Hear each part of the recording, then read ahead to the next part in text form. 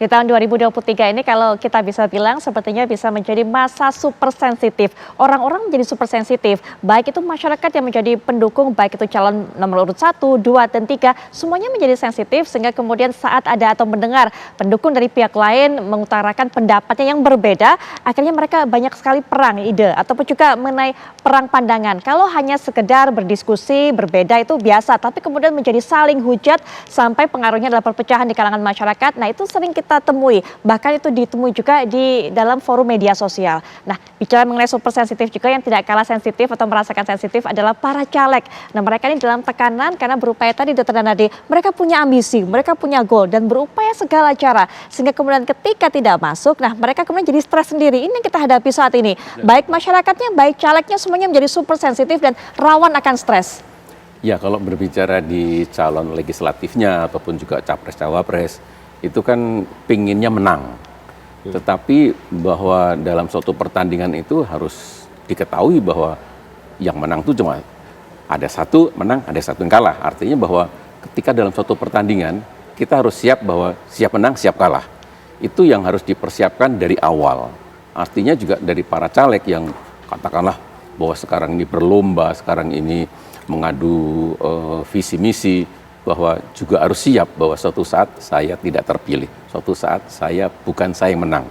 Jadi artinya kalau kita hanya mengutamakan bahwa pokoknya harus menang, wah itu akan muncul satu gangguan nantinya bahwa tidak siap, artinya bahwa bisa jadi depresi lah, stres atau apa. Termasuk juga para pendukungnya. Para pendukung itu juga kalau kemudian menjadi super sensitif, fanatisme yang tidak terkendali, artinya juga tidak dalam seimbang. Kalau kita berbicara aspek mental itu ada aspek di pola pikir, aspek di suasana perasaan sama tindakan. Jangan hanya mengutamakan di aspek di perasaan saja. Kalau aspek perasaan saja artinya menjadi tidak seimbang antara pola pikirnya dengan tindakannya. Jadi manusia yang sehat tiga-tiganya harus seimbang. Artinya oke lah barangkali sensitif tapi harus dalam kadar tertentu. Pola pikir harus membuat keseimbangan. Kemudian juga dalam gerakan, dalam tindakan juga harus dalam satu kesatuan, dalam satu paket, bahwa antara pola pikir, pola perasaan, dan pola tindakan itu harus satu paket dalam keseimbangan. Baik. Itu untuk sehat. Baik, nanti kita akan lanjutkan perbincangan, tapi kami bawa Anda terlebih dahulu. Bagaimana pandangan masyarakat melihat proses menjelang pemilu 2024 yang sudah berjalan ini? Rekan kami Ikra Anggana akan mengabarkan untuk Anda. Silakan Ikra. Baik, selamat malam Pupi dan juga pemirsa detik-detik pergantian tahun. Ini saya mengabarkan langsung dari Bilangan Monas, Jakarta Pusat, dan kami akan berusaha bertanya kepada masyarakat sebenarnya apa harapan mereka di tahun 2024. Mengingat tahun 2024 ini merupakan tahun politik dan banyak sekali harapan baru tentunya bagi masyarakat agar Jakarta ataupun Indonesia lebih baik lagi ke depannya. Saya akan mengajak Anda Putri dan juga pemirsa untuk bertanya langsung pada masyarakat. Saat ini saya tengah bersama keluarga Pak Budi. Pak Budi boleh maju sedikit? Izin Pak Budi, ini dari mana? Kesini mau ngapain aja? Kami dari Jagakarsa ya, untuk menikmati malam tahun baru di Monas. Karena sebelumnya saya belum pernah nih. Saya pengen tahu nih. Belum pernah, maksudnya di tahun pergantian tahun belum pernah di Monas. Pak Budi, ini harapannya di pergantian tahun ini seperti apa? Di tahun 2024 ini seperti apa, Pak? 2024 ya kita inginkan bisa lebih baik lagi ya dari tahun 2023. Untuk kedepannya bisa membahagiakan keluarga kita, keluarga kecil saya gitu terutama. Pak, mengingat di tahun 2024 ini merupakan tahun politik. Nah, harapannya untuk di tahun politik ini dari keluarga Pak Budi seperti apa? Atau Ibu juga boleh sedikit membocorkan harapannya gitu? Ya, untuk pemilu tahun depan ya, harapan saya itu untuk pemilu yang jujur dan adil ya. Untuk membuat Indonesia lebih baik lagi, terutama untuk lapangan pekerjaan. Itu aja, simpel aja, gitu aja. Untuk lapangan pekerjaan. Baik, ini dari segi Bapak. Kalau dari Ibu yang mungkin ibu rumah tangga sehari-hari ya Bu ya, ini harapannya seperti apa Bu? Harapan saya nanti kalau misalkan siapa yang terpilih, bagi yang buat IRT dapat sumbangan bansos kayak yang dulu-dulu gitu loh. Ada program kesejahteraan lagi ya Bu?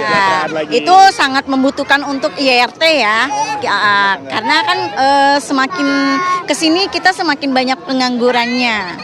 gitu ya. Semua untuk rakyat yang di bawah ya semoga lebih naik lagi nanti ke depannya. Baik, terima kasih banyak Pak Budi dan Ibu. Saya akan mengajak Anda pemirsa, Pupi dan pemirsa untuk bertanya ke salah satu lainnya. Ini selamat malam, dengan Kak siapa Kak? Egi, Kak Egi, dengan Kak siapa? Marsha. Marsha, ini kesini sama siapa dan mau ngapain nih Kak rencananya? Kita di sini sama suami-suami ya. Suami sama anak ya. Oke, langsung aja. Berarti harapannya nih di tahun 2024 ini seperti apa nih Kak?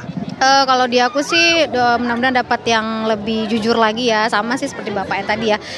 Jujur, amanah, bener-bener yang janjinya jangan lupa ya. Padahal kan kebanyakan janji nih ya kan, tapi bener-bener harus janjinya nih harus dipatin di tahun ini, mudah-mudahan, amin. Harapannya mendapatkan pemimpin yang menepati janjinya di 2024. Ini untuk Kak Egi seperti apa harapan di tahun politik dan juga harapan secara pribadi mungkin boleh dijelaskan? Kalau saya sih untuk siapapun pemimpinnya nanti yang terpilih, ya semoga bisa membuat Indonesia lebih maju, lebih baik lagi ke depannya. Itu aja sih. Kalau harapan pribadi mungkin dari kakak gitu sebagai sehari-hari seperti apa gitu? Kalau untuk sehari-hari ya biar ini aja sih untuk memikirkan lebih ke karyawan, lebih ke karena kan kita kan karyawan ya, semoga lebih baik lagi lah untuk karyawan dan dipikirkan lagi. Mensejahterakan karyawan. Baik, terima kasih banyak Kak Egi dan Kak tadi sorry, asalnya dari mana Kak tadi? Aku dari Padang. Dari Padang dong. Jauh-jauh ke Monas malam ini. Baik, terima kasih banyak Kakak atas waktunya. Ya, Pupi dan juga pemirsa, itu tadi beberapa harapan warga untuk tahun politik di tahun 2024 yang akan datang.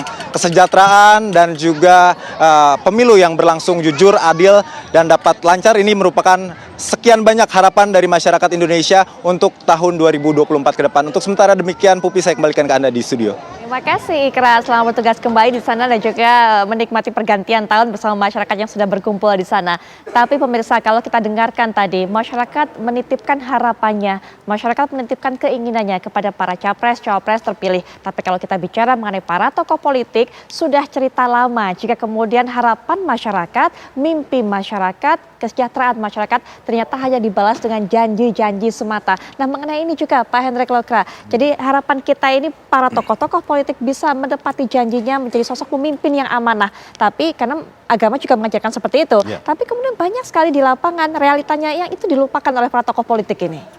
Ya, saya kira harapan yang disampaikan oleh masyarakat itu ekspresi dari sesuatu yang sangat murni, sesuatu yang sangat fundamental.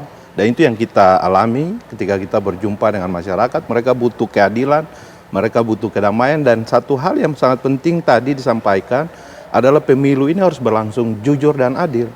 Karena kita melihat indikasi kecurangan pada pemilu itu sangat kuat. Dan karena itu harus yang disampaikan oleh masyarakat itu adalah warning bagi kita, bagi pemerintah, bagi aparat dan penyelenggara pemilu, baik KPU, Bawaslu dan DKPP, dan juga masyarakat sipil untuk terus kami di tahun 2023 ini kami sebagai Persekutuan Gereja melakukan pendidikan politik dan kami dorong terus kepada masyarakat untuk melakukan kontrol terhadap proses pemilu 14 Februari 2024 mendatang. Karena kontrol masyarakat sipil ini adalah sebagai elemen demokrasi itu menjadi sangat penting ketika masyarakat sipil melihat keadaan tidak baik-baik saja dan kita diam, ini masalah besar. Ancaman bagi demokrasi kita di tahun 2024. Karena itu selain daripada penyiapan infrastruktur menuju kepada pemilihan umum yang jujur dan adil, tetapi keteladanan dari para pemimpin bangsa ini yang paling penting.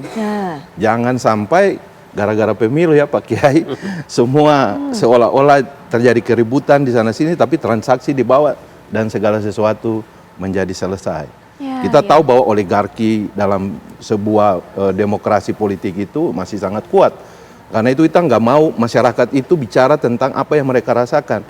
Mereka tidak suka lihat topeng daripada segala sesuatu yang dipoles di depan kamera seolah-olah baik, padahal faktanya negeri ini tidak baik-baik saja dan mereka akan mengalami kesulitan. Dan harapan mereka itu adalah doa mereka untuk bangsa ini bisa lebih baik ke depan. Baik, keteladanan itu yang diharapkan. Tapi ironisnya Pak Yai, kemudian kita dengarkan tokoh-tokoh politik dari partai itu, kemudian ada yang terlibat konflik internal, ataupun juga saling sindir satu dengan yang lain. Nah, itu kan juga menunjukkan ketidakdewasaan yang dicontohkan kepada masyarakat di bawah, Pak Yai. Kita sendiri tidak tahu sebenarnya kita beragama atau tidak. Kita sebenarnya punya Tuhan atau tidak. Tuhan mana yang mengajarkan dusta?